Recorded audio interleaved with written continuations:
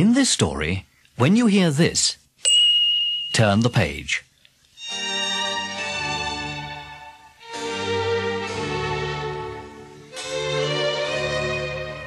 Brambly Hedge by Jill Barklem. In summer, when the grass is long and roses and bindweed cover the hawthorn, it's hard to recognise Brambly Hedge.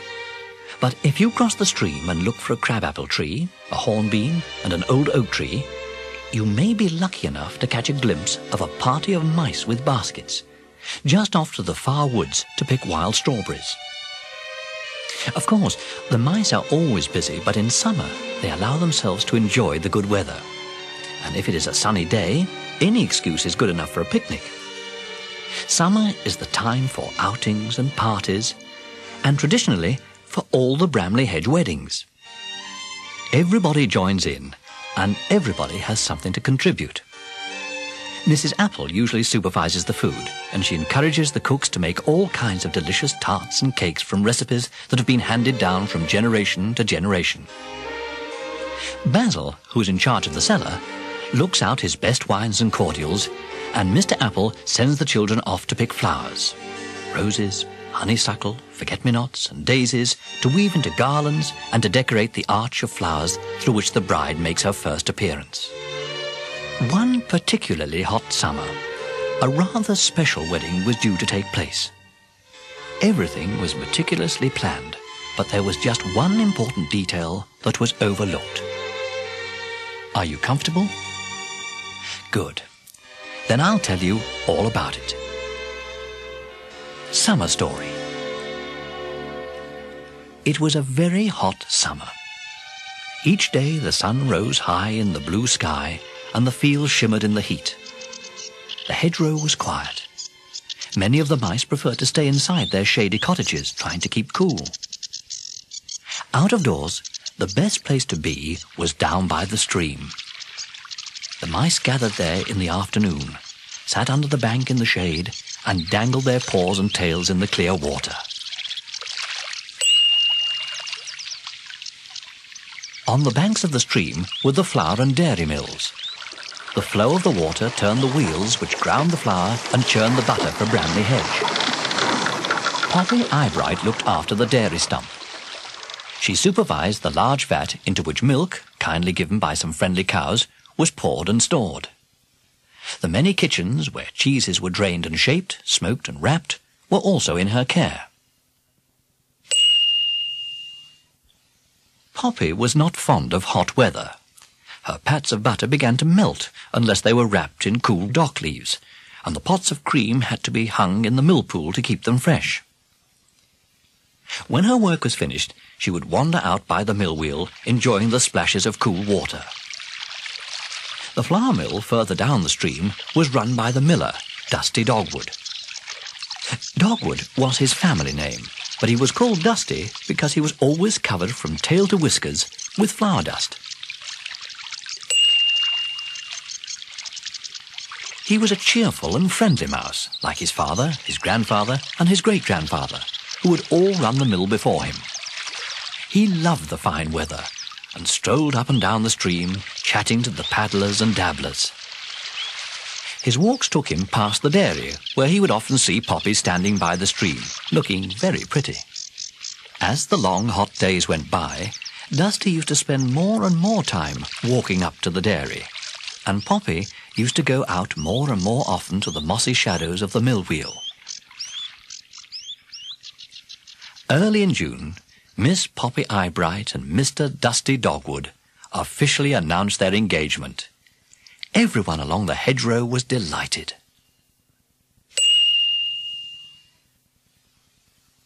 Midsummer's Day was picked for the wedding, and preparations were started at once. Poppy was so sure the weather would hold that they decided that the wedding should take place on the stream. It was the coolest place, and besides, it was very romantic. Dusty found a large, flat piece of bark up in the woods, which a party of mice carried down to the water's edge. It was floated, with some difficulty, just under the mill weir, and tethered in midstream by plaited rush and nettle ropes. Poppy prepared her trousseau. Every afternoon she sat in the shade of some tall kingcups, embroidering her wedding dress, which she hid as soon as she saw anyone coming along the path. The wedding day dawned at last. The sky was clear and blue, and it was hotter than ever. The kitchens of Brambly Hedge were full of activity. Cool summer foods were being made. There was cold watercress soup, fresh dandelion salad, honey creams, syllabubs, and meringues. The young mice had been up early to gather huge baskets of wild strawberries. Basil selected some white wines, primrose, meadowsweet, and elderflower, and hung them to cool in the rushes. Basil was in charge of all the cellars under the store stump. He was a stout, good-natured mouse, with long white whiskers and a sensitive nose for fine wine.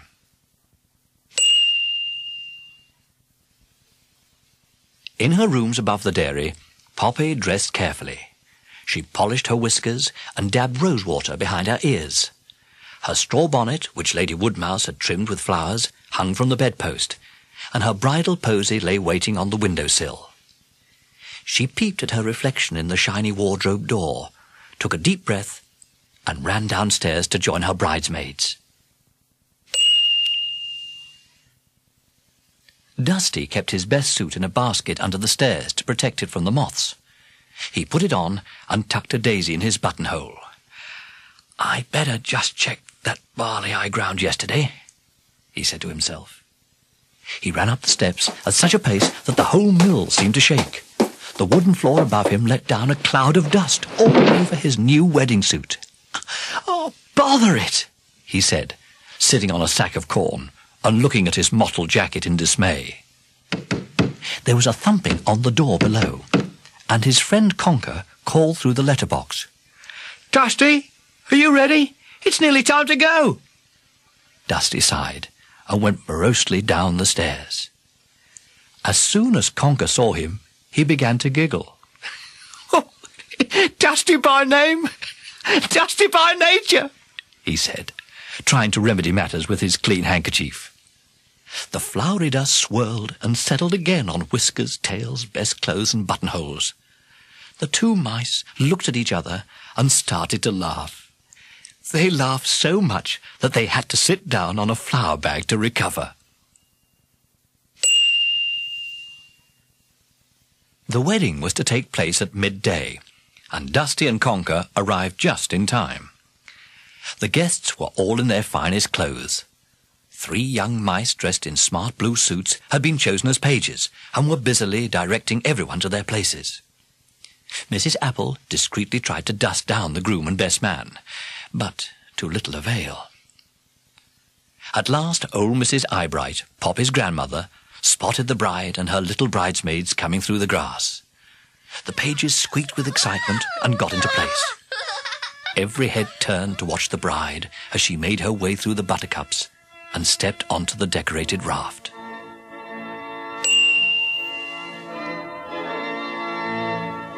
The old vole, who'd been asked to perform the ceremony, stood up and said in a kindly voice, "Poppy Eyebright, do you love Dusty Dogwood, and will you love him and care for him for ever and ever?" Poppy vowed that she would. "Dusty Dogwood, do you love Poppy, and will you love her and look after her for ever and ever?" "I will," said Dusty. Mrs. Apple blew her nose.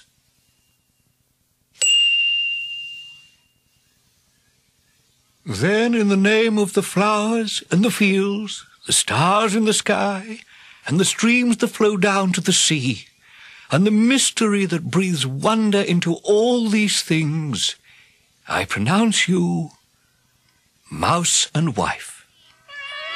All the mice cheered as Dusty kissed his bride, and the bridesmaids threw baskets of petals over the happy couple. Mrs. Apple wiped a tear from her eye, and the dancing and feasting began. First they danced, for no one could keep still, jigs, reels, and quadrilles. Mr. Apple proposed a toast. "To the bride and groom, may their tails grow long and their eyes be bright, and all their squeaks be little ones. The guests raised their glasses, and then they danced again. The dancing was so vigorous that the raft bobbed up and down. Gradually, the ropes holding the raft began to wear through. One by one, the little rope snapped, until finally the very last one gave way. They were carried into midstream by the current. The young mice squeaked with alarm at first, but as they seemed to come to no harm, they continued with the feast. The raft floated gently past fields of buttercups and meadowsweet, and the voles tending the fires in the pottery came out to wave as the wedding party drifted by. Eventually, the raft was caught in a leafy clump of rushes and forget-me-nots. The ropes were made fast, and the dancing began again.